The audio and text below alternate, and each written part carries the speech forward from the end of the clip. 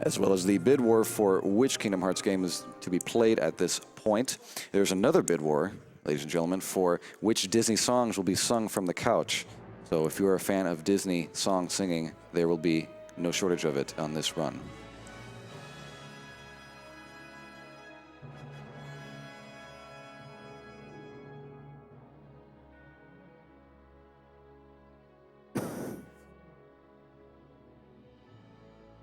And we received $20 saying, I have friends who have had cancer, so I love what you guys do here. And while I work for the next few hours, I will love to watch Kingdom Hearts. And Kingdom Hearts is in fact what you will watch in a very entertaining way.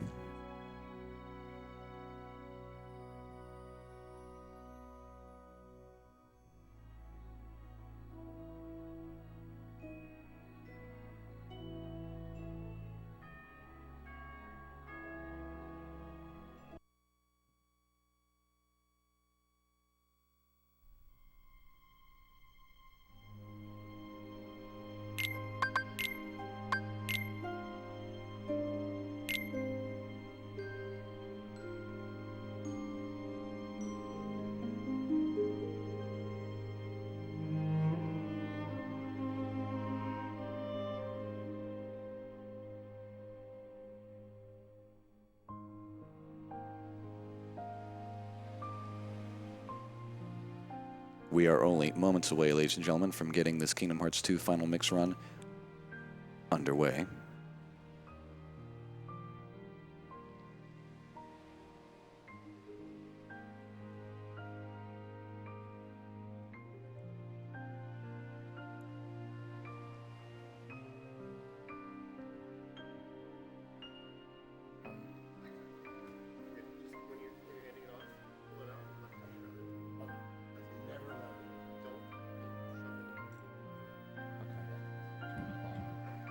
So testing, 1, 2, 3. Okay, cool.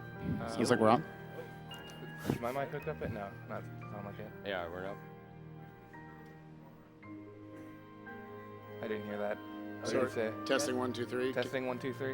Yeah, you're loud. Testing, testing, 1, Testing. 2, Oh, 3. okay, we're good. Okay. I'm having way too much fun with this thing. My favorite numbers.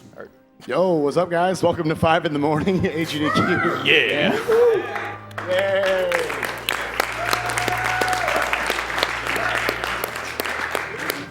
As one of the old boys of this community, I am honored to have this gigantic community back. This is all people from our community. We're so happy to all get out here. Shout outs to Mike Uyama and the committee for letting Kingdom Hearts back in. We're going to do Kingdom Hearts 2 Final Mix Critical Mode for you guys. We'll explain a little bit about what that is. By the way, sorry, my throat is like gone. But yeah, here we are, our first runner-up. We've actually split this game up into 3 chunks. That'll be run by the top 3 runners of this game in the world. First right here, we've got Tehrizzle, who will be doing the first third, followed up by Biscuit047 on the left side of the couch. He'll be doing the middle part, and then Bloody Biscuits, the current world record holder for this category, will be our anchor, finishing it off. So with that, I think whenever the tech staff is ready, we can go ahead and get this started. And then we'll start explaining specifics about it. Yep. Yes. That's correct.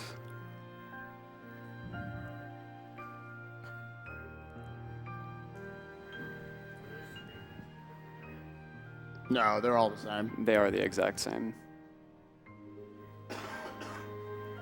All right. Okay. Okay. Okay. Oh, yay. Yeah.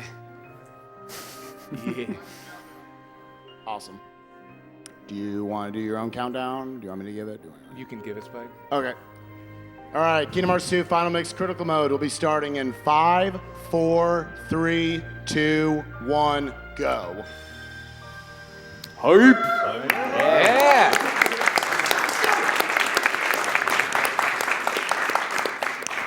All right, so yeah, as we said, this is Kingdom Hearts 2 Final Mix Critical Mode. I guess I'll first hand it off to Biscuit on the end side of the couch, the opposite side of the couch for me, if you want to explain a little bit about what Critical Mode is. Well, Critical Mode is the hardest difficulty in Kingdom Hearts 2 Final Mix, which was originally exclusive only to Japan. That's why we are playing the Japanese version. The English version was only released recently over in the States, and that version is slower, so we are playing the PS2 version. Critical mode, basically you do more damage than standard and proud, but less damage than beginner. You also take far more damage, and your HP caps, so we're gonna be like, basically have less HP by half than usual near the end of the game. Right there, Riz got the strength struggle bet. It's pretty important, especially early on, to get as much strength as possible, as well as the entire run. One of the general combat mechanics that kind of follows over from Kingdom Hearts 1, you're going to be seeing a lot more aerial attacks used, and that's because ground attacks, you can kind of see here, the recovery time for them is kind of bad. Whereas aerial hits, as soon as you hit the ground, your animation is canceled, so the recovery time's a lot better. Also, Bloody, do you want to explain what was going on in that fight right there and what it means? Believe it or not, the combos that he did right there is actually RNG manipulation for the next fight. This game doesn't really have, well, it uses multiple things such as like money count or experience and such to calculate RNG or luck. But basically we're manipulating the luck or the behavior of this Dusk right here with the combos that he did on Cypher. And what it's going to do is it's going to give us an attack that will knock Roxas out. And that's the fastest way to get past this fight. It's kind of what we call death abusing. There are a lot of moments, since we're on critical mode, we take more damage. So Yeah. there's a lot of situations where it's more favorable to die because it's way faster. Yes, and the combo we're going to do on this Dusk also carries over to the next Dusk. We're going to get the same pattern for both of them. It's completely predictable, basically, up until after the next Dusk fight. Another very basic concept when you're in fights there. You might have noticed he wasn't actually finishing his combos. It wasn't because he was dropping them or because he's bad, although he is bad. Can't deny that. Doing the finishers there actually knocks the Dusk in particular very far away. So it's basically just trapping him in a combo, doing what we call two empty hits, then a single empty hit, and then a full combo to finish him off. Yes, we don't have scan yet, so we kind of just have to know how many hits are going to Right. kill it. You know, we can't just guess, or else we're never going to know. Something that a lot of people might not know from their childhood, you only have to do one job on this day. A lot of people might remember like you had to get like a lot of money and they spent a lot of time grinding this out, but in fact you get 150 money exactly from the first Dusk, and in order to trigger the exit to day 3, all you need is 200 money, and finishing a job perfectly gets you 50 money, and the fastest and easiest way to do that is by doing mail delivery, so that's why Riz chose that one. There are other choices, they're just slower. Yeah, shoutouts actually to Demon 9 of mainly Zelda Wind Waker fame. Back in the day when I was one of like 3 people who ran this game, we would normally do, I guess, a safer route there that would take like about a second longer. And then like Demon 9 came around, I guess about the most he played of this game, and dropped a video where he did it in 6.5 seconds right there. Just showed kind of a different route, how you went through everything. So Yeah, random little piece of knowledge. Shoutouts to Demon for actually contributing to KH2 speedrunning somehow. Yeah, and just to kind of iterate on that fact, there are going to be a lot of points throughout the run where they do things that only save, 1 second, 2 seconds, maybe only a half a second. But with such a long run, if you have multiple iterations of that, it adds up to being minutes by the end of it. So those tiny little optimizations, while they might seem like nothing in such a long run, actually add up really well. All right, right here, Riz is getting the Dream Shield. Believe it or not, the shield, or the Dream weapons in general, do not affect stats at all. They only affect what abilities you get, and shield is more favorable, mostly for things like item boost and combo boost early on. The big one towards the end at around level 25 or 26, I believe. You get the ability Once More. It allows you to survive combo hits at 1 HP. So later on, against certain bosses, that's going to be huge. So that's why we get shield. Yes. He's about to do a menu right now, and one of the greatest benefits of critical mode is that you start off with a bunch of abilities that you normally wouldn't have on any other mode, so it kind of eases you into the beginning of the game. So we will have stuff like finishing plus, reaction boost, draw, And of course, we're not going to equip EXP0. That's the only one we don't equip. And that sets us up to have a pretty smooth beginning game. Not to say that we can't like die anywhere. So just like the Twilight Thorn, just a few hits can kill you. Speaking of the Twilight Thorn, he's the first boss, and he's coming up right about now. He's pretty interesting. I would almost say he's like the boss, or probably the hardest part of the Roxas section in general. So I'm gonna let my friend Spike do this part. He's good at it. He knows this part. He knows this part. Practice this part pretty hard.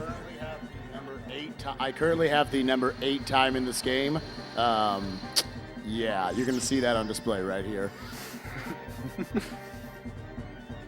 Okay. So this is going to be frame perfect. Rear up and... Okay. Give me that.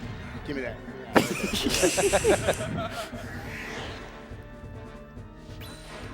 More frame perfect. All right. Even more frame perfect. good, All good. right, All right, here's here the we most go. important part right here. And jump on Kyrie, jump on Kyrie, jump on Kyrie, jump on Riku, jump on Goofy, jump on Donald, jump on Kyrie, run to the hand. Haha, wait, what?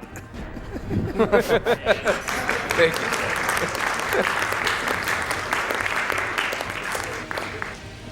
Wow.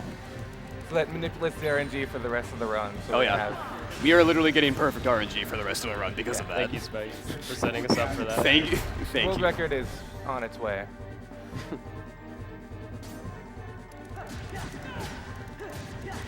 All right, Riz can get a max of 4 air combos there. He got 3 and maybe 1/3. It's still really important to get in as many as you can. What's also extremely important is if you stay right in front of Twilight Thorn's head, the thorns will, as you saw right there, they just kind of stop shooting. So this is kind of a safe zone where we can just combo the heck out of his head. All right, I'm gonna take this a bit safer Yeah. because I'm having trouble getting off the ground. Yeah. Kind of a problem with Roxas is he likes to stick to the ground. Okay, Nice. that was good. There we go. Yeah, Roxas is basically probably the worst character I've ever played as in a game.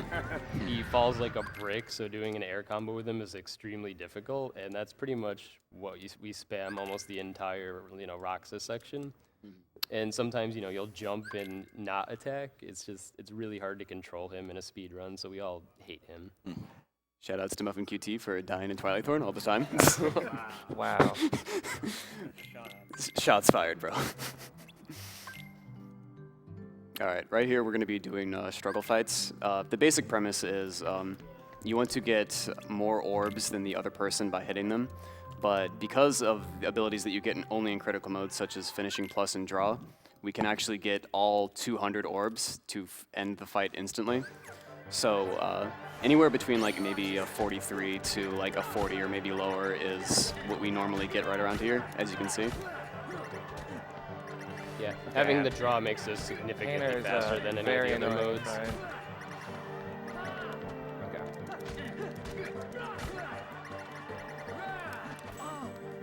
I equipped guard earlier in that menu, so it comes in handy on this fight sometimes.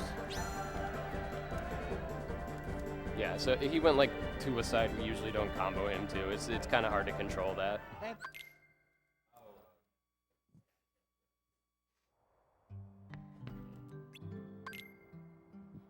So in this game, there's actually a mechanic that's pretty prevalent throughout the entire run that is kind of first really seen here in these struggle fights, and that is something called revenge value. Revenge value is something that will allow your enemy to be able to retaliate if you try to just constantly hit him.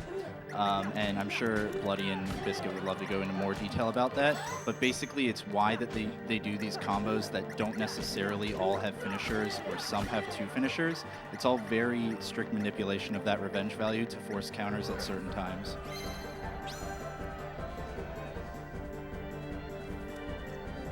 So that was a perfect DV fight. It's pretty much a 100% consistent strat if we do it like that. Yeah. As you can see, he hit him once and then he guarded because he knew he was going to retaliate. So that's kind of what makes that fight incredibly consistent and fast. Speaking of consistent, this Oh, fight yeah, is anything but consistency. Consistent and fast fights. This one is definitely Yeah, up see, there. this Yeah. is Roxas. So Okay. As far as fights go, that was pretty good. Yeah, that was actually really good for them. That's one of the worst fights in the Roxas section, easily. Yeah. Anytime Roxas has to jump and attack Dusks, it's bad news bears. This next fight, we basically can skip his desperation attack if we constantly just keep comboing him at certain times, and you'll see it will speak for itself probably. What Biz is talking about when he says desperation attack or desperation move, we abbreviate it as DM, and we call skipping those DM skips. Good, got it. Nice.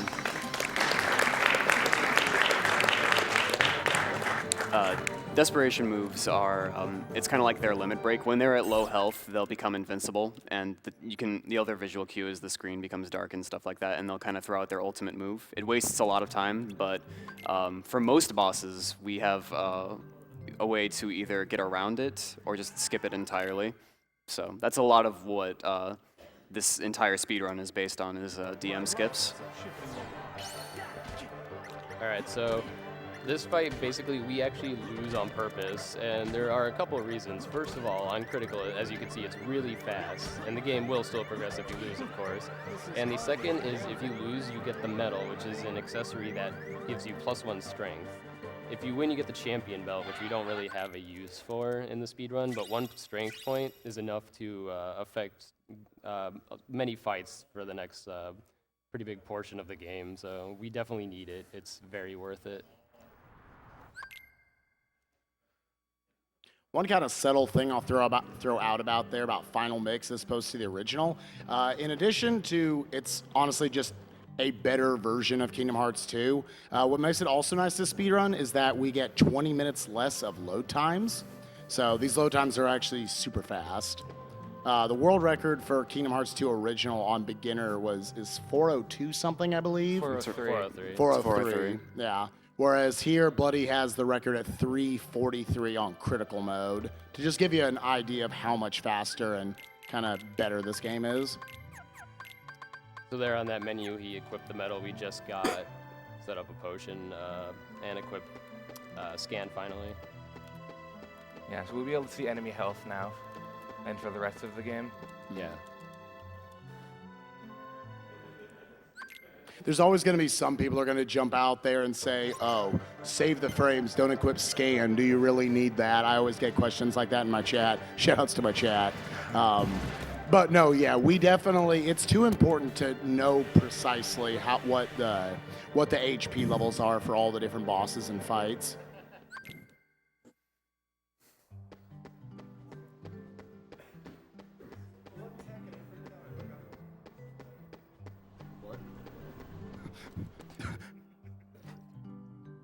In addition to what Spike was saying about the HP being pretty precise, a lot of the bosses in this game, especially later on, actually have different phases, and they have what we call HP gates, which are points at their HP bar at which they will traverse into another phase.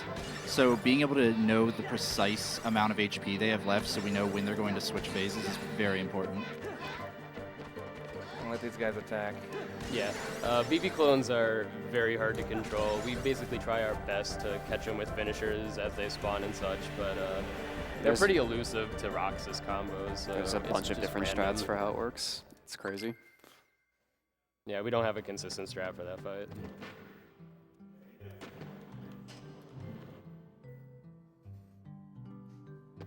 And coming up in this next fight, you're going to see instant dividends paid off for us taking the medal from the Setzer fight for losing. Is that it cuts probably, what, a full combo off of this Yeah, it fight, does. something like that. This is where, like, a lot of people just don't understand that +1 strength makes that much of a difference, but it does. +1 strength can be like the difference between a full combo, as you can see right here. Oh no. Oh boy. Okay. Also, Roxas is good. Shouts to Roxas. Roxas Best character. is Roxas. Also, I'd like to point out, one of our community members, the Mistmaster One, has actually offered to donate, I believe, $1 for every whiff throughout this run. Every So time I that's miss already this- $2 yeah. right now. Yeah, I've missed a couple times. Technically already. more from the There's Olympus probably a lot more from back there. fight. Yeah. I hope you're counting missed. Also, This is best minigame. Oh, this is the greatest minigame. There's actually a soft There's a lock on this, possibility. but it's extremely rare. I think we've only seen it maybe a few times ever. Yeah. I've seen it less than 5 times. It's never happened to me. You've seen it that many times? Oh my god. I've We never have a seen save this. if it does It's, soft lock. Yeah. Other than that, this minigame is literally mash triangle, and Yeah. you win. Yeah. Very, very good The design. embodiment of Kingdom Hearts 2 in this minigame. I hope everyone's excited. This is setting the tone for everything else the rest of the run. Press triangle to win. All right, so game didn't crash. Woo. Yay! All right, so this next stretch, they want you to walk up to one event and then walk to another event. So if we have any donations, this is a great time for some. And boy, do we. $100, more like $10. My next donation was going to be during Dark Souls 2, but since Jackson is on the mic, I just had to make him say, I'm Commander Jackson, and this is my favorite run on the Citadel. Have a great run. Happy to oblige, that's why I'm here.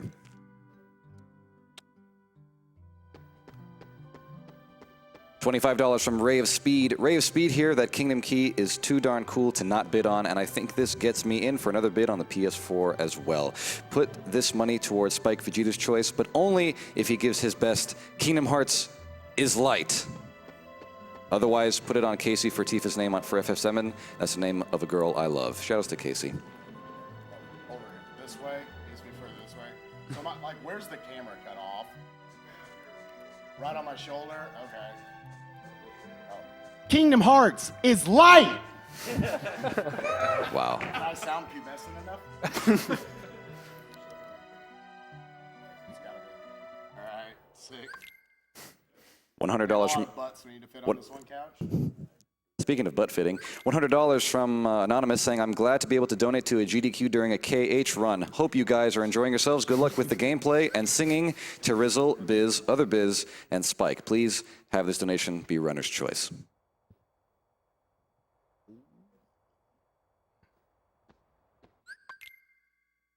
And $50 more from Anonymous. Hey there, figure I would donate during my favorite game of all time. Love all the runs I've managed to catch.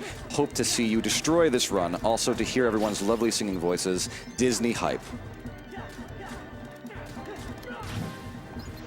So this is the first time we see the assassin nobody enemy, and we have to be very careful with them because basically if you do damage to them and don't keep staggering them, they go into the ground and then they may just come back up and kill themselves. And that loses us EXP and could potentially kill us later in the run, so we have to handle them very carefully. He also just fought out that fight for the EXP. You actually can do a death abuse there and save some time, but the EXP is well worth it later on in the run, so we pick it up here. Yeah, we kind of had to pick and choose which fights we death abuse in for EXP. Some are just not really worth it.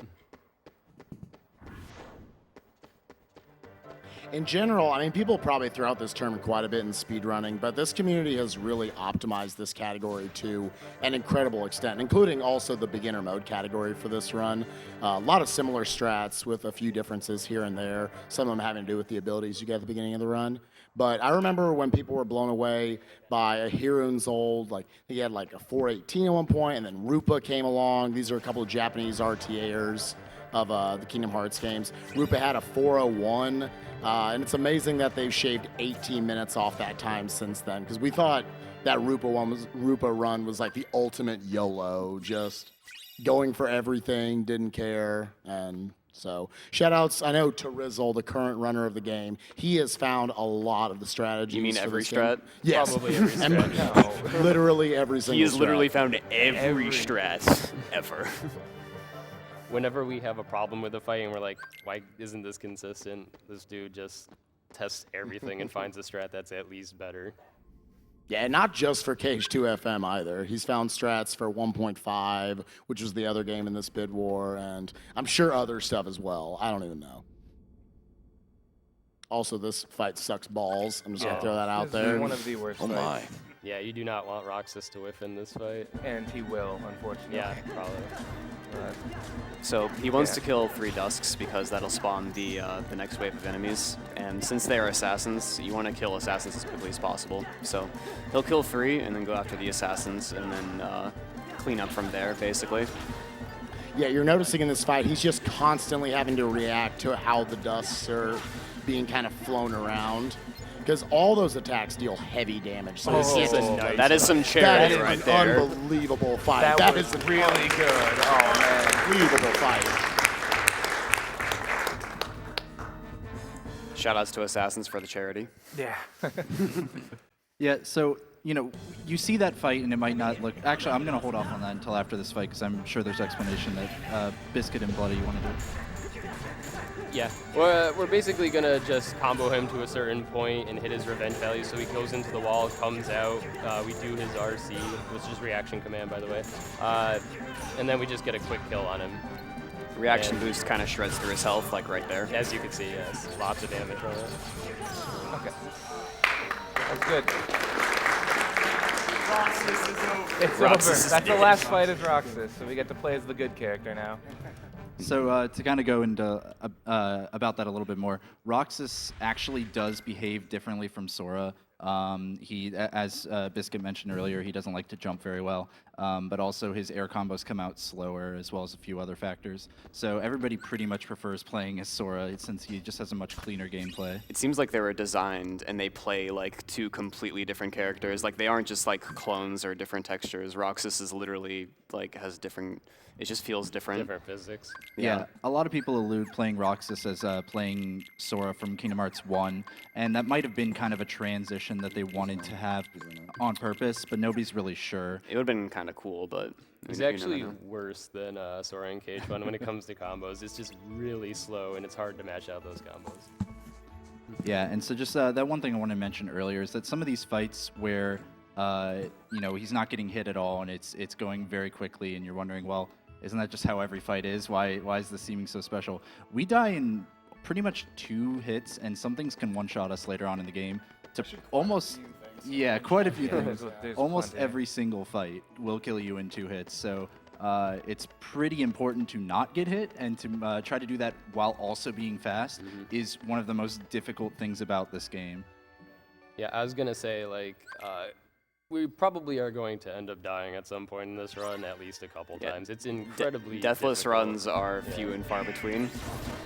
I think there's only been a few of us that have ever deathless this run at all. Yeah.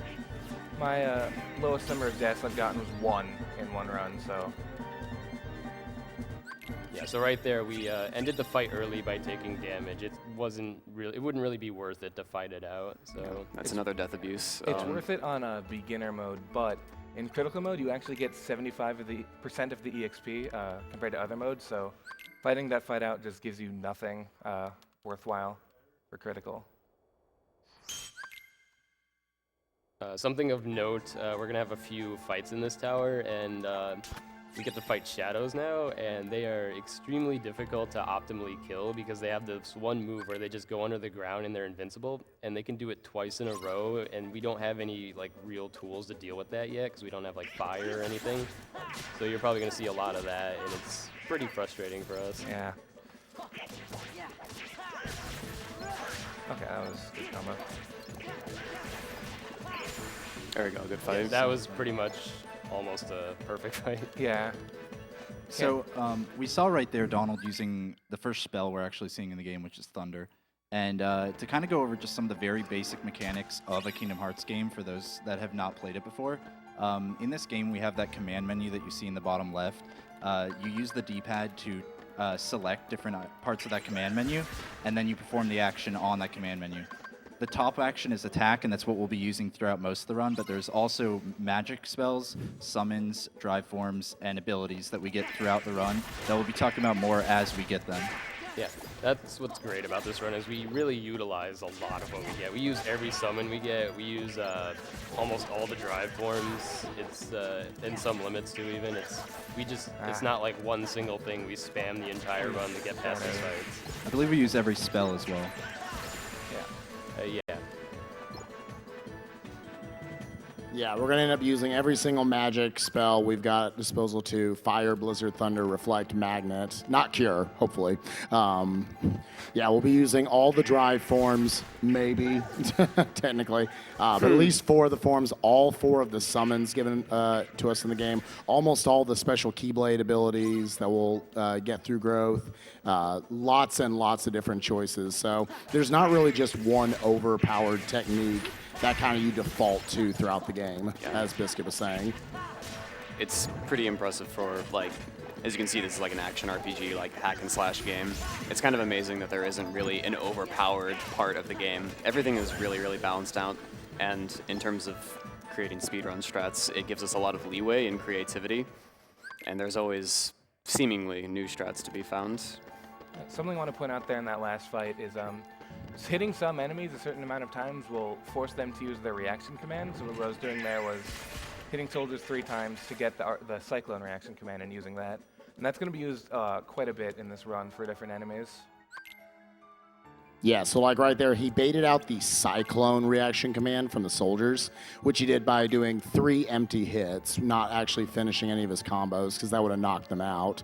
And then utilizing that, and then walking back at a certain angle, he's able to kind of trap others in the trajectory of the Cyclone, which one-shots them. Partly just because it's a really powerful reaction command, but also because one of the other added abilities you got at the start of critical mode was reaction boost. So you might think a lot of cases the animations for those in a lot of fights would be too long and not worth it. With reaction boost, a lot of those actually do become powerful enough, so you do want to bait those out. And with that, we are finally out of Twilight Town. I promise all the other worlds are not nearly that long. Yeah, speaking of which, the run's going to start getting pretty interesting now because we got some pretty scary fights coming up. We also got the first drive form in the game, Valor form. It's useful for about half of the run. We use it a lot for movement, actually. As you're going to see here, Riz is going to immediately use it to move faster.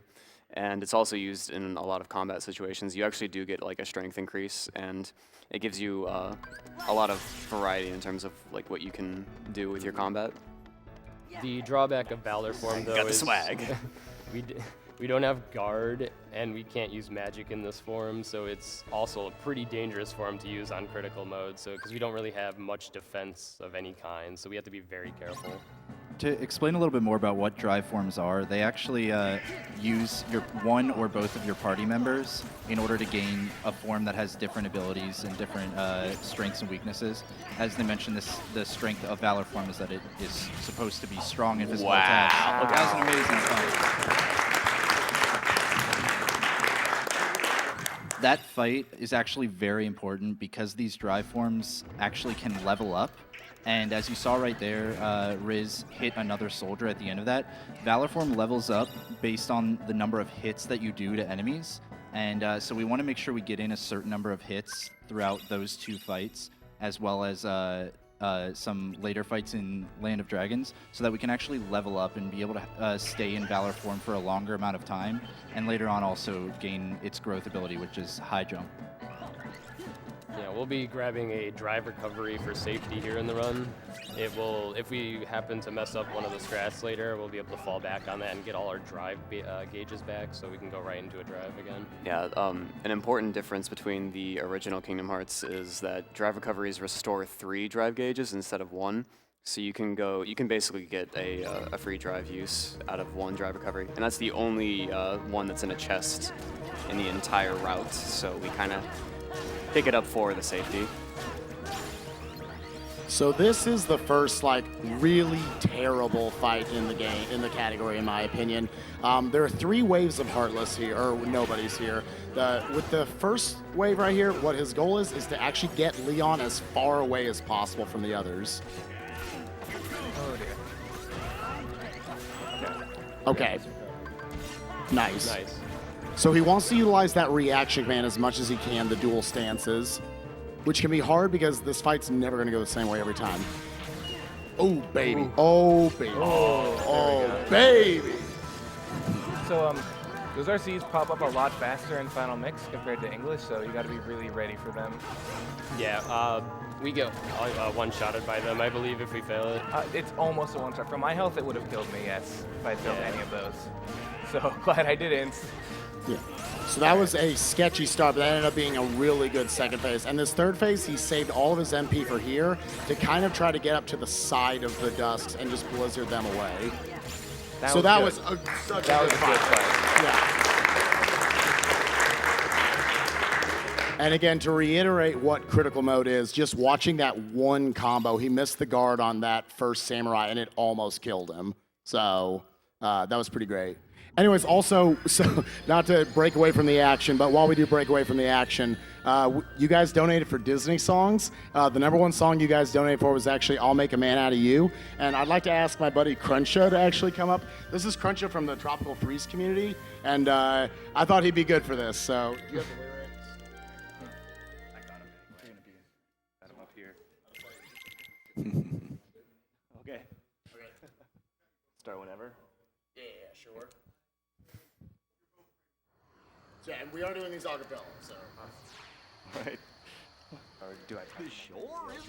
Yeah, we'll jump in. Let's get down to business to defeat the Huns.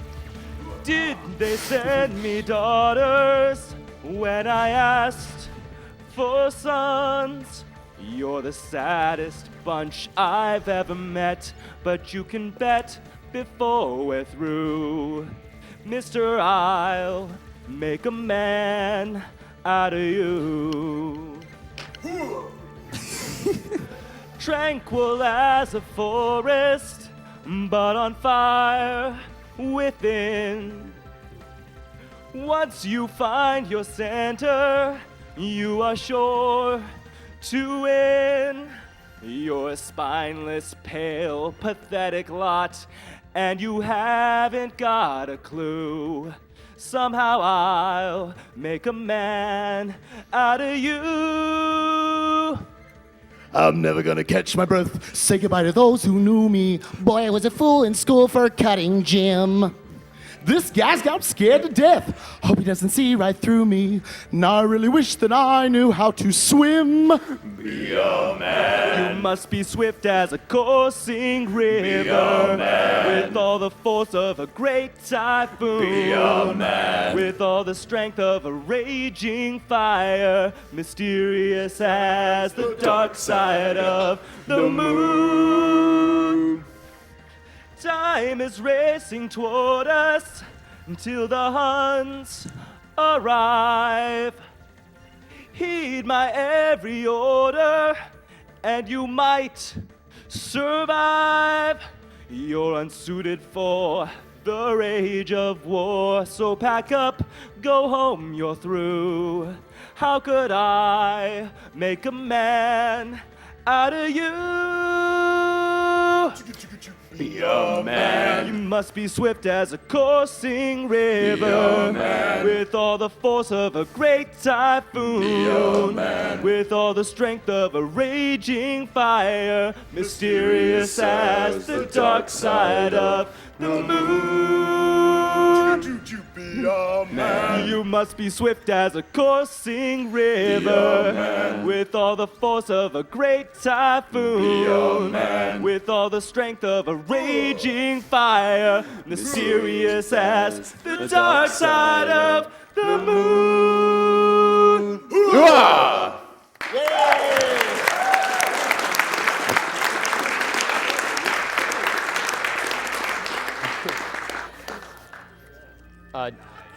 Just to quickly mention, Shout outs to my boy Cruncha from the Tropical Freeze community.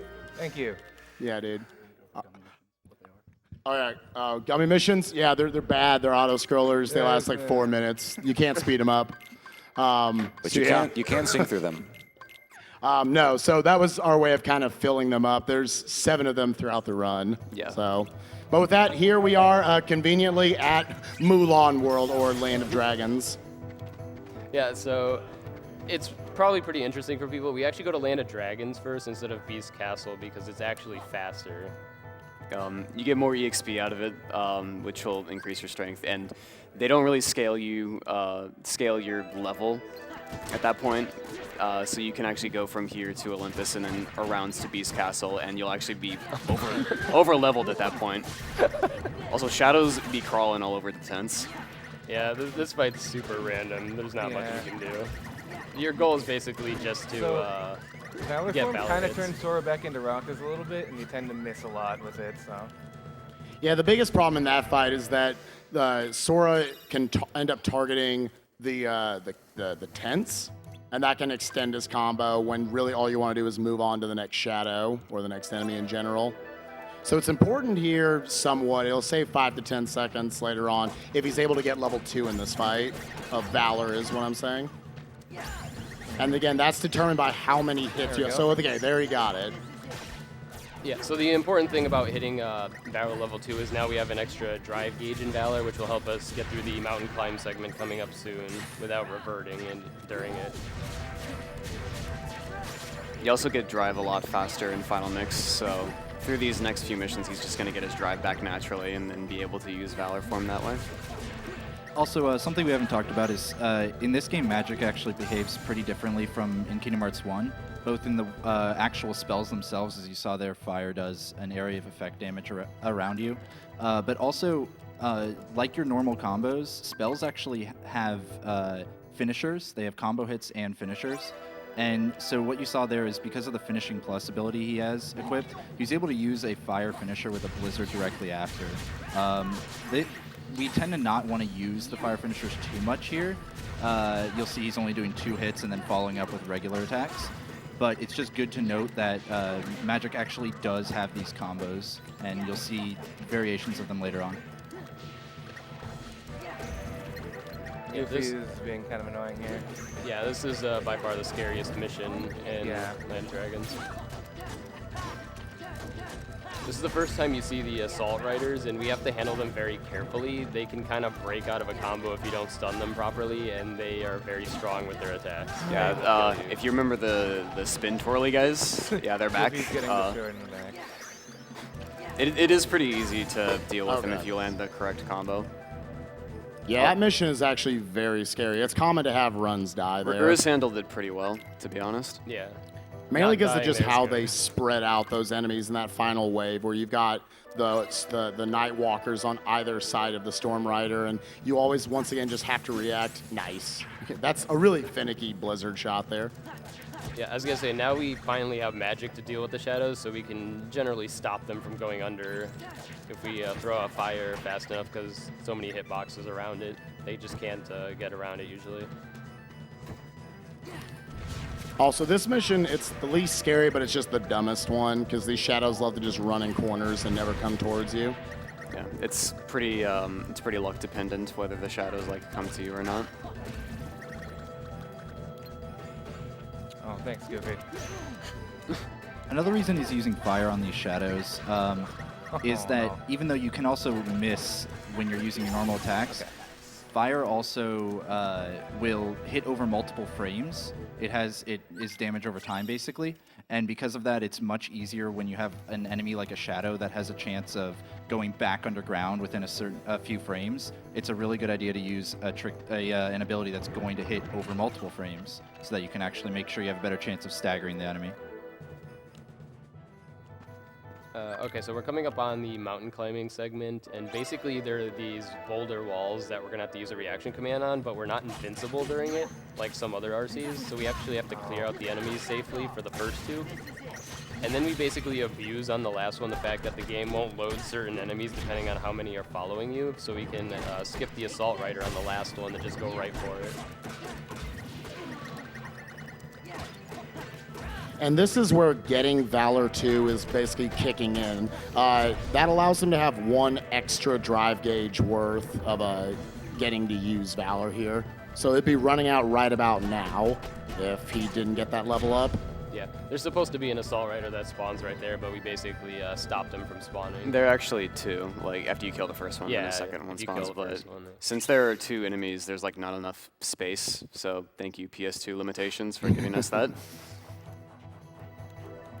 So yeah, again, having level 2 is just allowing him to run throughout this entire section in Valor, because Valor movement, base Valor movement, is better than base Sora movement.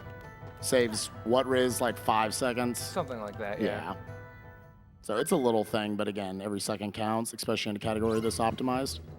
Bloody, you want to talk about why this fight is terrible? Oh my Christ. Okay, so you know how shadows are bad? Well, there's like a bunch of them, and they all suck.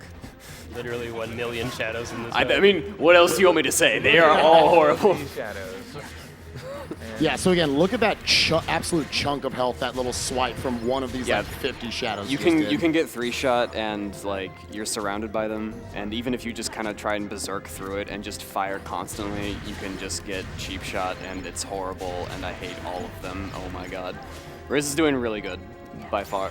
was very good. Trying to round up all of them in like 2 waves right there is the most optimal way of killing them. Right there, what he did was he wanted to bait out attacks from both of Be them. safe here. Yeah, to And be a little attack bit again. safe. Yeah, one of their attacks do not stagger at all, which is the spinny one in the first phase of the enemy, so we kind of have to make sure we avoid that attack because it does a lot of damage. So again, that was a really good K fight by Riz. And since you filled back up your drive gauge here, we get another usage of Valor, all for movement purposes. Yeah, you're just gonna any time that we're moving in between areas, as you can see, like it's pretty linear. It's just kind of moving from fight to fight. So anytime that we have to do that, if we can, we will use a drive form to move faster. For now, at least. Later on, that will change. There's actually several points too where you'll be seeing them use either a summon or a drive form right before an area that they know they're going to not be in that form. When your party members are taken away from you, or at least especially the ones that are required for the drive form you're using, your drive gauge will actually refill to max if you were in a drive form or had a summon out or something similar. So as you can see right there, he now has a drive gauge max of level 3 because he was in Valor form. Losing it at 0 at the wrong times can actually be really, really harmful for the rest of the run. So that's why a lot of the areas are very manipulatable that way. Yeah. So the goal of this fight is to get as much EXP as you can, and it's a timed fight, so we can't really speed it up. So Yeah, there's a few time fights where we just kind of go for EXP. He wants to be at under 125 to level 10, which should get him the appropriate EXP. He wants to hit level 10 because that's a strength increase, which will be important for Shan-Yu coming up later. unfortunately, he's not getting many of the reaction commands from the rapid thruster enemies, so he's not getting a lot of kills from that. Yeah, RCs would definitely help with killing things naturally. There's one. Bit late on that, but oh well. So I'm a little tiny bit short on the XP, but it shouldn't actually matter. Mulan should help me get that back.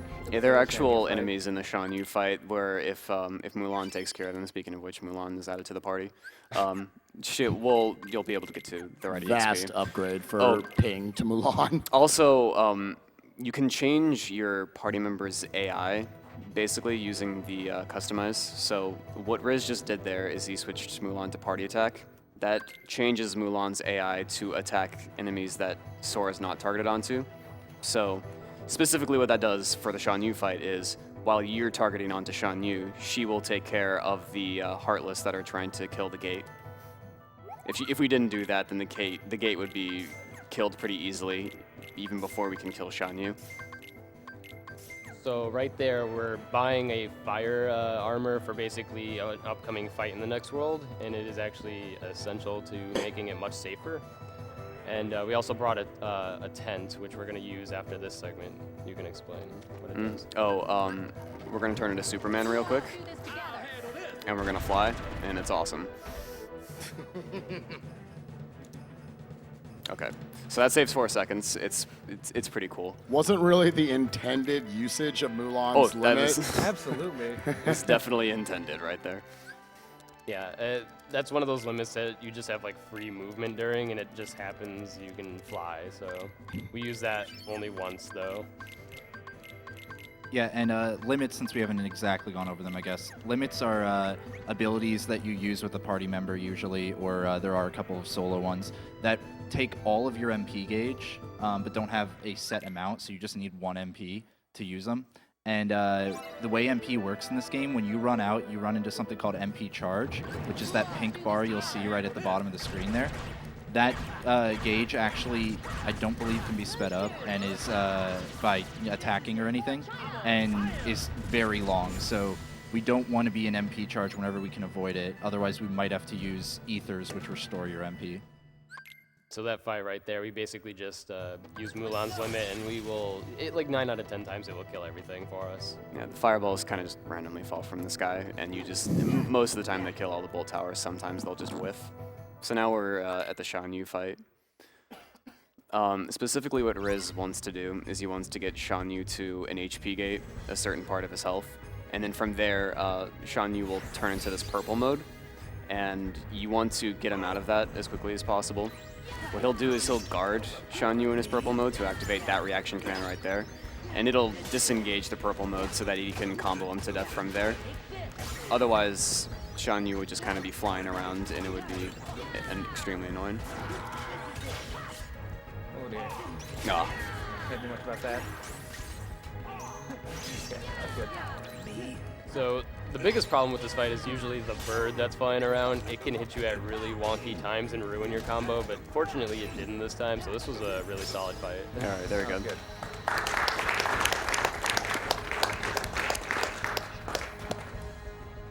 Yeah, in this game, any boss fight actually requires a finisher to end the fight. So the boss can actually be sitting there at 1 HP, and you could be dealing damage via combos, and it won't do anything to end the fight.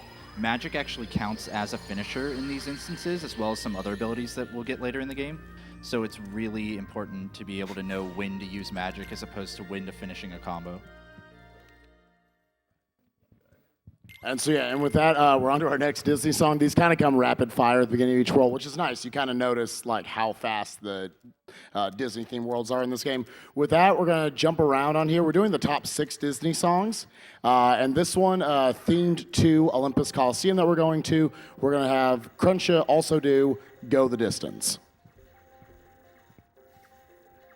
I have often dreamed of a far-off place where a great warm welcome will be waiting for me, where the crowds will cheer when they see my face, and a voice keeps saying, "This is where I'm meant to be. I will find my way. I can go the distance. I'll be there someday. If I can be strong, I know every mile will be worth my while. I would go most anywhere to feel like I belong. I am on my way. I can go the distance. I don't care how far. Somehow I'll be strong. I know every mile will be worth my while. I would go most anywhere to find where I belong.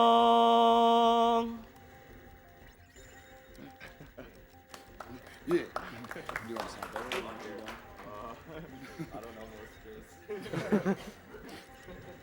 I think there was a fan dub, so thanks for that. All right, sweet. Yeah.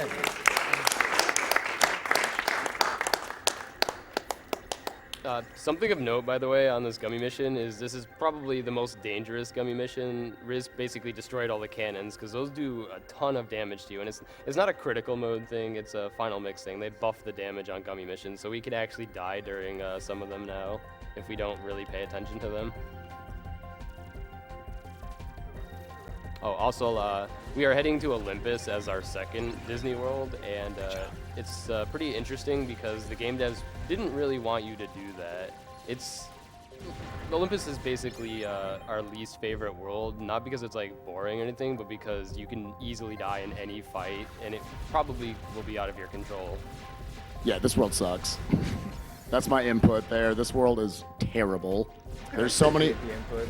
There's so many fights that can kill you here, and it's not your fight, and it's not your fault at all. This is definitely not a runner's favorite for sure.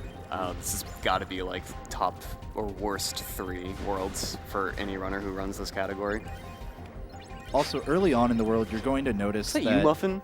Shut up, Muffin. Whoa. Whoa. Wow. Shots fired at Muffin. You love Olympus? Okay, whatever.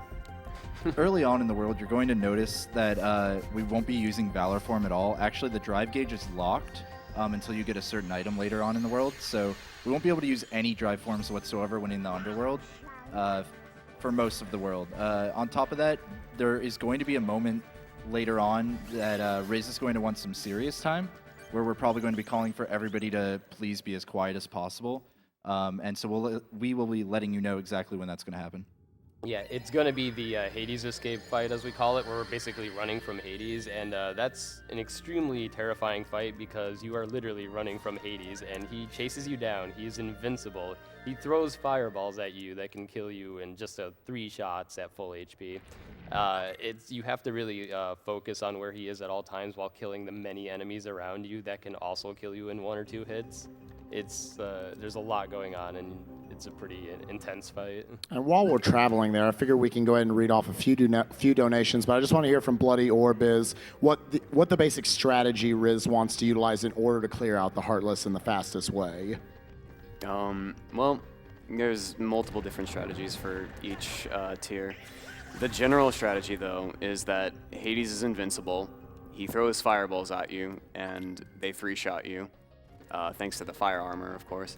But yeah, you have to be constantly aware of what Hades is going to do. Otherwise, he is literally going to throw fireballs in your face and make you die.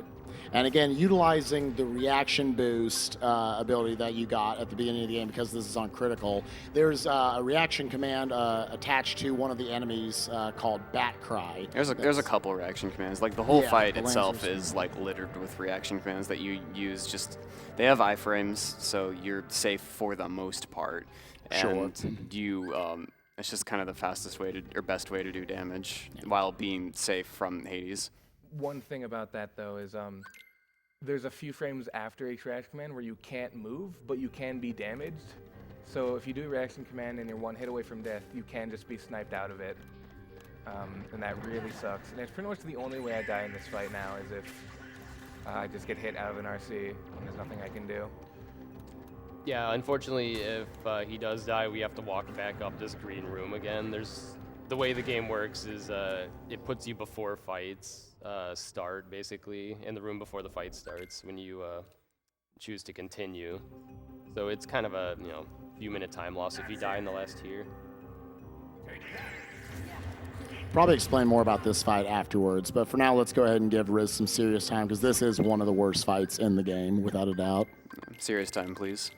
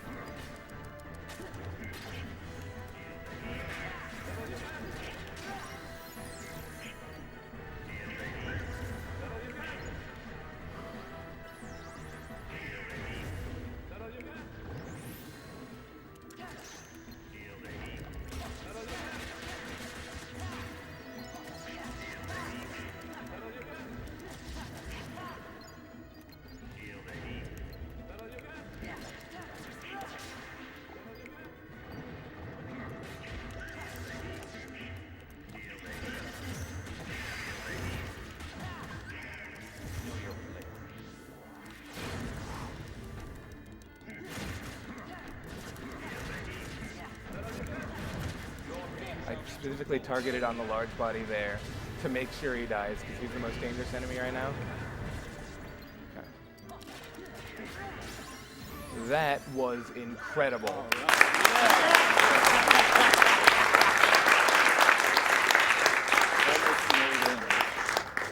I want to say he made that look easy, but I think people could tell he was reacting so well to just always listening to Hades as he was throwing the fireballs. He can feel the heat infinitely. Golly, that was an amazing fight. Great job. He almost no damaged that, yeah. If you want to read a donation after that, go for it. We're just walking up to the next fight. After that, let's cruise out of the Underworld with some donations. We received $80 from Datstream. Been up all night for this. Glad to see AGDQ continuing the tradition of breaking cancer with fast games. Glad to see how everyone works.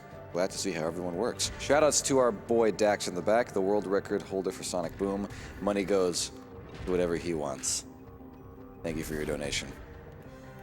$15 from Adam Sanyo. Come on, guys, let's push for $1 million like last year. Oh, and kill the animals. Sorry. Smiley face. All right, so to counter how difficult Hades' escape was, Cerberus is pretty easy. He's probably going to no damage it, honestly. This fight's designed, like, I don't know. It's, no. Wait.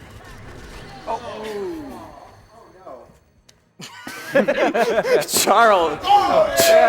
Mickey! oh, boy.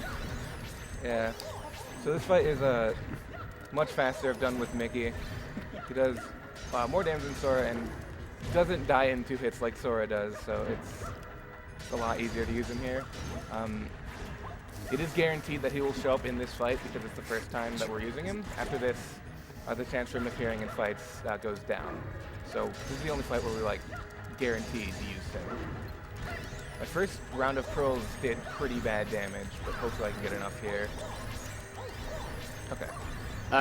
Okay, and he's fireballing, so okay, yeah. Also missed. That was about 50 whiffs right there, so I'm expecting $50. Yeah, I was about to say.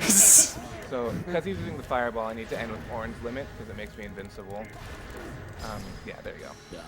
The desperation move there by Cerberus is pretty trash. So he could have killed him if he wasn't doing that, just like jumping and using a blizzard or something. But you go ahead and use that limit usually if you want to be safe, if he's in that mode. By the way, Charles, your oh no was literally perfect. Yeah, we will not be using Mickey anymore intentionally, by the way. Yeah. Yeah. I know Riz, I know you and the other guys, you guys tried to figure out some way to use him on the upcoming Hydra fight, but which would be inconsistent. After this, it is not 100% consistent that Mickey will show up.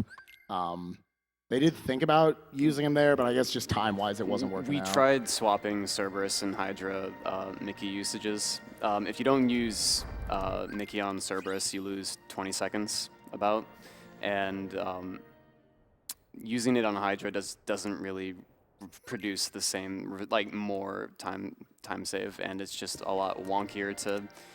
It's harder to get like killed really quickly in the Hydra fight, so it's a lot better to use it on Cerberus. Yeah, as we saw, it took a while for Sora to come back to life, so, you know, by the time you do that, Hydra will come back to life too, usually. And also, like, the fight has a lot of weird HP barriers that you can't bypass with Mickey. So here we have the urns. Yeah, if you want to explain it, Biz, go for it. Yeah, it's just 2 simple mini games. Break the urns, get the orbs. In this next one, we try to spawn the golden urn on the 3rd wave of urns. And if we knock it into smaller urns, we'll get more big urns. What are they worth, like 10? Yeah, points, the big orbs are worth 10. He needs to create space for this big urn that he's talking about, so Riz is going to be spending all of his time just destroying all of these smaller ones to create space on the field for the big one. Yeah, he really doesn't want to spend his time actually picking up orbs because all of these are kind of meaningless compared to just this guy. And all those are worth 10, so. Yeah, that just kind of ends the minigame right there. And with that, we're going to have some more just overworld movement. You'll see 1 usage of Valor here. This Valor saves like half a second or something. Something like that, yeah. Yeah, it's some. which is a little surprising. You figure like Valor movement looks like it's much faster, but when you take into account like the drive explosion Yeah, there. the animation of going into Valor always takes some time, so there's a lot of places where it just isn't worth it. Like on the way to the urns, it's slower to use Valor there because it's too small of a room. He's also picking up a power boost right here, which is the only one in the route. And like I said, strength's important, so we pick it up. I think it's the only one in a chest in the entire In the game. entire You know game, you're yeah. right, actually. Which is pretty interesting. So on that menu, he basically equipped counterattack, which is an ability that breaks attacks on bosses really well. So all you have to do is guard or parry, and then you can counter guard it like mid-attack and just go into your own combo. Counterattack is basically going to break a boss later on, you'll see. So glad Counter Guard is in this game. Other than that, there's just a little bit of overworld movement, so if you have time for a couple donations, go for it. And time we have. Before that, I would like to mention our donation incentives that we have going on right now. Coming up soon is Final Fantasy VII, and we will be having bid wars for the 9 character names of the main characters of Final Fantasy VII. So if you have a favorite name, please go ahead and donate for that. We also have the donation goal of $20,000 for streaming the Smash Brothers Melee Finals and a speedrun of Adventure Mode after Ocarina of Time, after ZFG's Ocarina of Time run. And there's another $25,000 goal for an Ocarina of Time glitch exhibition after that, which should be very exciting indeed. So those are some of our donation incentives coming up, and they will be tons of fun. So right here for this minigame, there's 100 of these clones that he has to destroy. The person in the middle, Demyx, he's actually the source of the clones, so what you want Sora to do is throw the clones towards him, but he throws them in general random directions, so it's really difficult to get like the perfect fight, but this RNG is pretty good, so I'm just gonna shut up. Yeah, he set his party members to Sora attack, which means they're not going to do any attacks. And the reason for that is they can agitate the clones, and they actually have an attack that can absolutely destroy you. They do 44 there is extremely good. Yeah. Also, a keen observer there might have noticed he was actually at half HP and wonder why not heal. In that fight, the water clones actually one-shot you, so it's very rare that they will hit you if you're doing the fight properly and spamming the reaction commands. But if they hit you, you're screwed anyways, so... Yeah, this is the other scary part of early game is the set of 2 Pete fights, with the second Pete fight being an absolute nightmare. The first Pete fight is a timed fight, so we're basically just going to focus on killing the enemies around Pete for EXP and safety. And then when this fight ends, we're going to go into the next fight, and basically Pete has a move in which he can go invincible whenever he wants. And if he does that at the beginning, we kind of have to wing it and get a back cry reaction command to kill him. And if not, the ghost can kill you in 2 shots. Yeah, one of the dangerous things in this fight is the bowling balls that Pete throws. You need to either guard them back at him or run far enough away and jump over them so that they'll stop chasing you. And as you saw there, they do a lot of damage, so Riz immediately used a potion after one hit him and is doing a really good job of deflecting all the rest. Yeah, at this point, he's just going to ride out the rest of the fight. The fight won't end if you bring him to 1 HP or combo him at all. It's completely timed. He actually spawned a 3rd wave of enemies, which is not... That's really early, by the way. My God. It does not happen very often. Like, spawning the 3rd wave is like a rare occurrence, and he got like a full 5 seconds out of him. Do you need serious time for this? Yes. Yeah, so I'd like to remind everybody to please be quiet during this fight.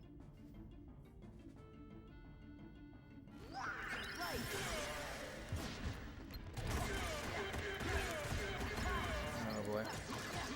That ghost is on the ground, so it might not destroy me here. Oh, I got another back cry. Oh, that was perfect. Oh. Nice. Okay. Good.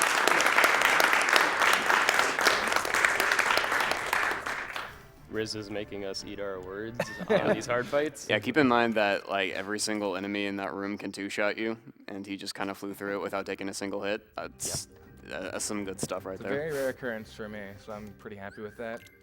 And also, when we say that an enemy can 2-shot you, you can actually get comboed very easily in this game to the point where one enemy will hit you into another enemy using an attack, And until we get an ability later on in the game called Once More, you won't be able to survive that. So really getting hit once in that fight with that many enemies around can mean a death sentence.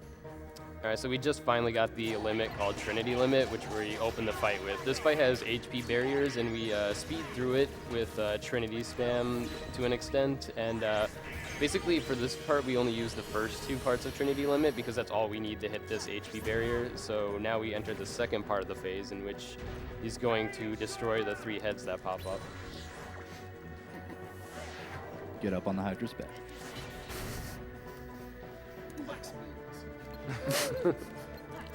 I love memes. I'm a big fan of memes too. I'm speedrunning for the memes, actually.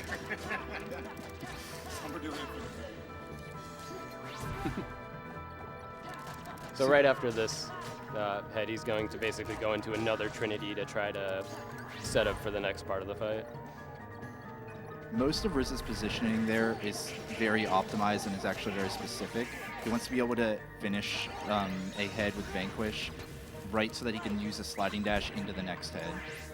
It's very small optimizations like that that happen throughout the entire run. So there are 3 head patterns you can get, and he did get the worst one, but it's looking like he's in mode. Oh my god. Don't feel goofy, please. Okay. All right, so this is still questionable. He's going to have to do all 3 phases and get enough hits with them. Yeah, this is not a common occurrence for Yeah. both party members to die. Yeah, it doesn't happen to me like ever, so I wasn't sure what to do. Okay. Okay. Oh my goodness. Okay. That was a good fight then. Yeah, so to be clear, he only had 2 potions to work with there, so he couldn't bring Goofy back. He had to hope Dolan was going to bring out that clutch heal. So Yeah. to note, that tail would have killed him. Oh, yeah. Yeah.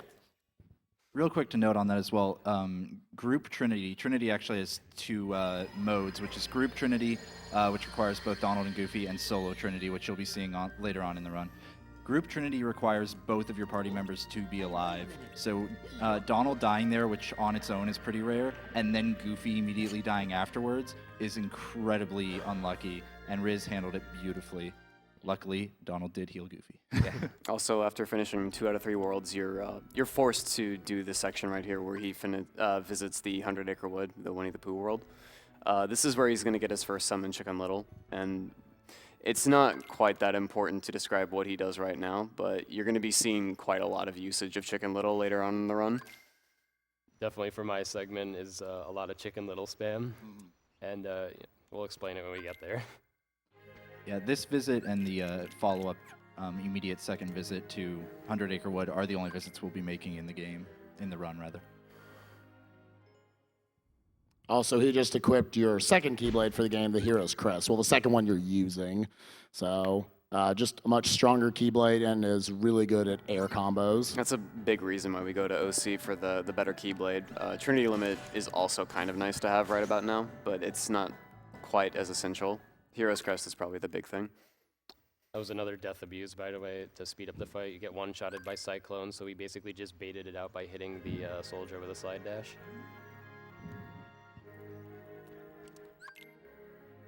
And a lot of people wonder why we don't change Keyblades up until this point, and that's because the one you get from Mulan World's terrible. Hidden Dragon's like the worst Keyblade in this entire game. I'm not joking. Yeah. What's even its ability? That It has gets? MP Rage. MP Rage, yeah. Sick. It has 2 strength. It's worse than Kingdom Key. It's bad. Nice. People at home, please do not equip this Keyblade. It is bad. All right, and with that, our next Disney, again, we're singing the top 6 Disney songs. We decided we were going to do 5, but we decided to extend it to 6 for you guys that you donated for. So with that, my favorite from the movie Beauty and the Beast, which the world we're going to right now, Gaston.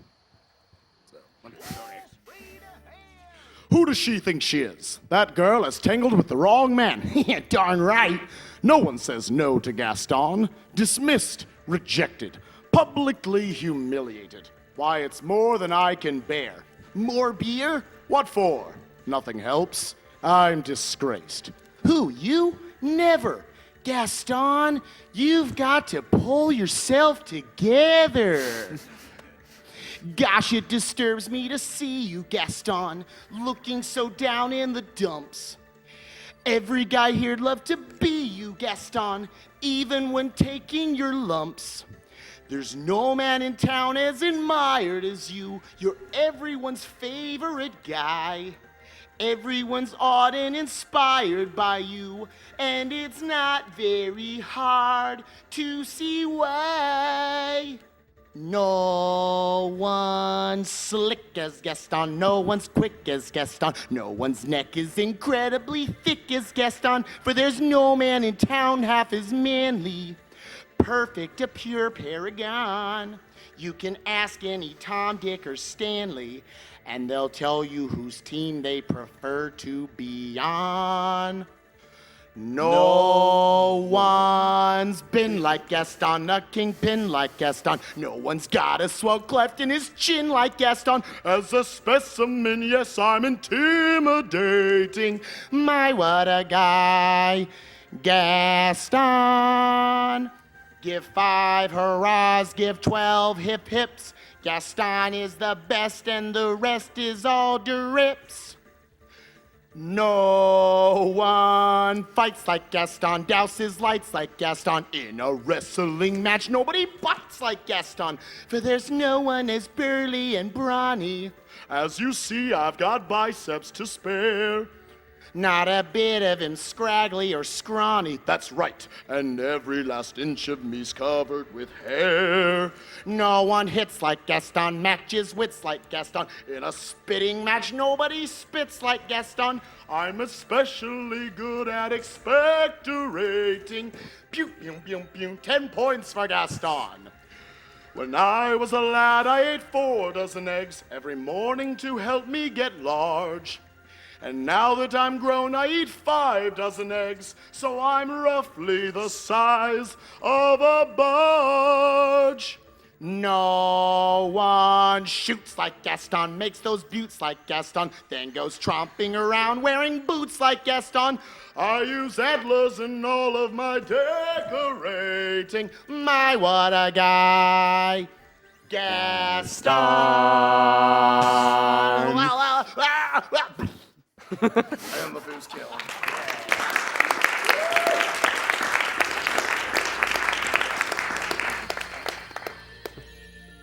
Have we time for a quick donation? Yeah. Yes, a quick one. Sure. $25 from Suki Kaji. It's been too long since Kingdom Hearts made it to a GDQ, and I'm so glad so many members of the Kingdom Hearts speedrunning community were able to make it to the event. I'm super stoked for this run and for the upcoming and current singing.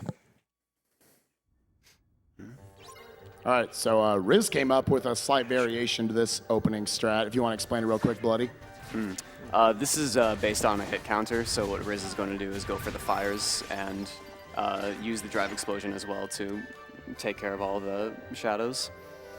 Sometimes you can nail it with the last drive explosion and instantly end it. He just required a couple more hits, that's all. He also picked up the Sardonyx ring. That's for extra strength and AP. He'll be equipping that later when he gets an extra accessory slot. Biz will be equipping that later, actually. Yeah. Pretty much near the beginning of my segment, we actually get that accessory slot to equip it. And like we said earlier, 1 strength point is pretty meaningful this early in the run. Yeah, to note, this is actually, so again, we split this game up into three chunks. Riz is not running the whole game. However, again, these are the top 3 runners in the world. At this category. They have the top 3 times. So make sure before his name goes off of the page, and you guys don't forget, please, please, please, everyone in the community feels this way. Go follow Tehrizzle on Twitch. He streams for like 14 people, and he deserves way more than that, if nothing else for his GIF. So please go follow him at that page. This has been like an incredible first segment of the run, Yeah. especially for a marathon run. Yeah, Olympus Coliseum, like, I don't know, he's made, like, that Pete section, that Pete fight back there probably looked like, oh, what's the deal? Like, Yeah. that looked easy. Like, it's so easy. That's one of the worst fights in the game. It really is. Don't worry, I'll find ways to die in my Yeah, Biz will segment pick it where, up. you'll see how hard crit can be.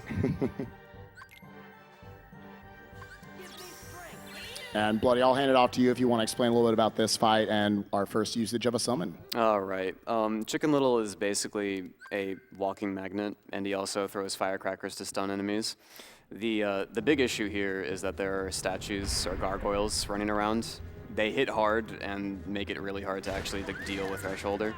So Chicken Little's going to be kind of taking care of them for the most part, while Riz goes for Thresholder itself. He needs to do this part in 2 cycles, so this is the first. He's also killing, on the side, wow. Oh, baby, the bonus. Could I please get back cry every single time like that? Riz. I never get it. That was a really, really good fight.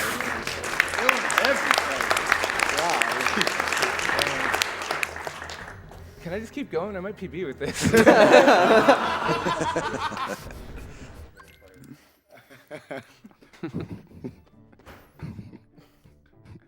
So we're gonna have a category on the leaderboards for co-op percent. Oh, Very serious category. the most optimized of Very categories. competitive. All right, this next section is a pretty simple minigame where he just has to light 3 lanterns. So we don't really have much to say, so we could just go for donations here as well. And donations going for we shall go for. But before that, I'll make a quick mention of our wonderful donation incentives we have on the board right now.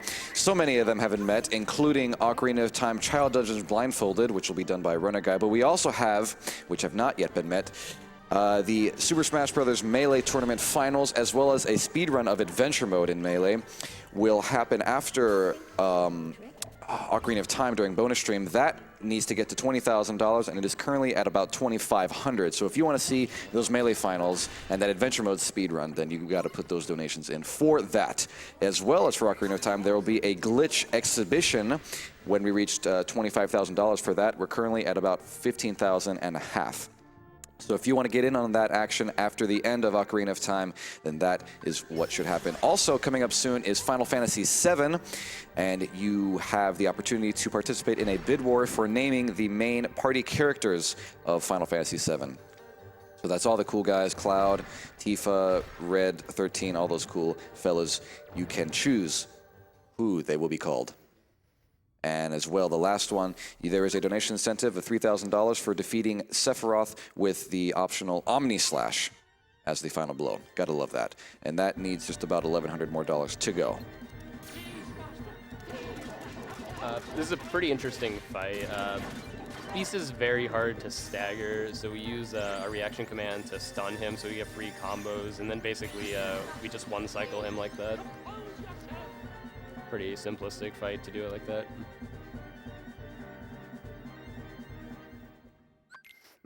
After this menu, he's also going to do a save warp. The next part of this world that he needs to go to is Belle's room, which is on the entire other side of the castle. But what you can do is you can actually just access the world map via the save point to his left, and then go straight to Belle's room, because there's another save point right there, and this saves a lot of time just walking there. Also, I just want to say, a lot of people, I'm sure, are sitting at home like, damn, he is doing those menus really fast. The menus in this game feel really, really good to do. They're unbelievably responsive. So, we just got it down to muscle memory, obviously, at this point. Optimized menus are very fun. Yes. Shoutouts to Agrabah menu. That's the biggest menu in the entire game. Yeah, in the other game you could have donated for between these two, 1.5. I love speedrunning 1.5, I really do. However, the menus in that game don't feel nearly as good. You have to take about a 45-minute break in between each input to make sure stuff isn't dropped. Exactly 45 minutes. Make all the sandwiches you want. Which the 2.5 menu is actually also like that. It seems to be a PS3 thing. Right. To explain this fight a little bit, there's 2 different ways you can open it. If you stand still or move forward, he will go into the wall, but if you move backwards, he actually goes into the ground, which actually speeds up the fight a little bit. And we have the ability to quick kill him before he does go into the wall if we don't whiff any hits. Little subtle thing you might have noticed there. Well, that's actually... Nice. Yes! He got windowless, yeah. So that's important because him not going in the window there is going to make the opening of the second phase of this fight much easier. Or just, well, yeah, gives him a better chance. Although the opening of this fight is still terrible. Mainly because these little black shadow orb things that fly around everywhere. They're all throughout the first part of the game, and they're terrible. Yeah, see, as you can see. So it kind of forced him into a panic mode there. He has to use Beast Limit. The damage is a little higher than he probably would have liked it, but he can make this work. Yeah. And this is the usage of upper slash, a very good technique there. Let's see if we can get him here. Ooh. Okay, Nice. Out of curiosity, can we get a time? Oh, yeah. Okay. That's the best I've ever done. So. That's a very good That first is, third. yeah. All right. Yeah, so this is actually going to be, I believe, ending Riz's first third of the game, which means Oh, you we're- unplugged my controller. Well, Cutscene okay. per set. All right. My bad. So we're entering. We're instantly not on world record.